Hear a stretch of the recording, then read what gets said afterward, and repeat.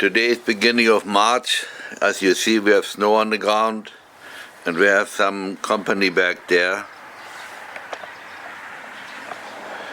Some geese. But today is time to smoke a ham. It's a little cold outside, so I produce a little bit heat in the smokehouse. I made 2 ham cut flat, no skin on it. That's my favorite thing. And as you see, they have nice color already. I had them for 2 weeks in 9% brine. That means number 1 brine. Took them out, let them lay for 1 hour in cold water, hung them up for a day and a half in the basement close to the heat, because to ferment, to get the meat red, you need temperature. So now comes the time to smoke it. As you see here, I got my smoke started down there, and it should take about till tomorrow night or day after, and then it's done. I will come back then. This is what we consider a cold smoke. The meat will not be cooked or not be done, will be raw when it's finished. The temperature never should go over 90 degrees or 25 degrees Celsius. And I don't think you have to worry about it now. It's cold outside, it's around 32 outside. We are now about 12 hours later. My smoke is burned about half out. The temperature, outside temperature was below freezing last night, but my temperature in the smokehouse was always between 60 and 70. So I'm doing pretty good. Now this again, next day, that means 24 hours later. The ham has now 48 hours smoke on it. I turned one ham around so you can see the nice color on the fatty side. And on the other side you can see how nice red it is. That means it was good fermented before I put it out here.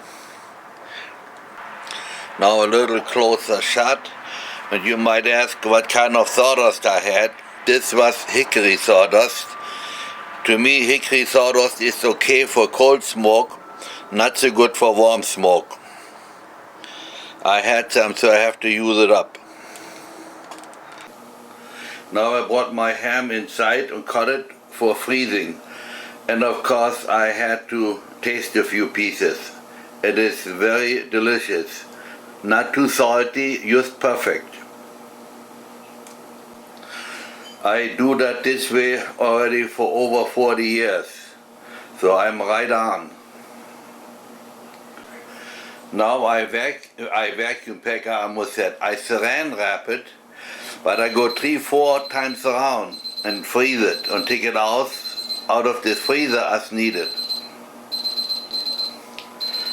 As you see, there is not much fat on it. It's hard to find a ham with a little more fat on it. This is already picked, that means you see how a little fat is on there, but I like the fat. I like to explain the whole thing one more time. This was a ham cut flat. That means I take the top round off and trim it.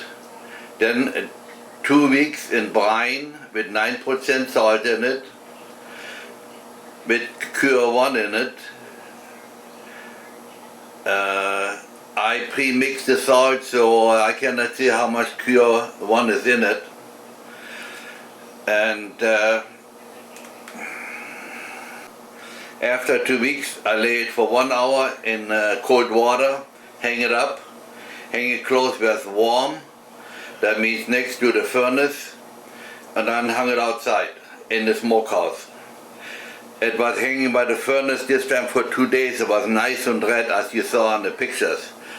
And then 2 days in the smokehouse, we had zero temperature, not zero, 32 degrees outside most of the time. But the smokehouse was between 50 and 60 most of the time. Not much colder and not warmer. Was the perfect weather for doing this. I almost forgot to pack the second ham.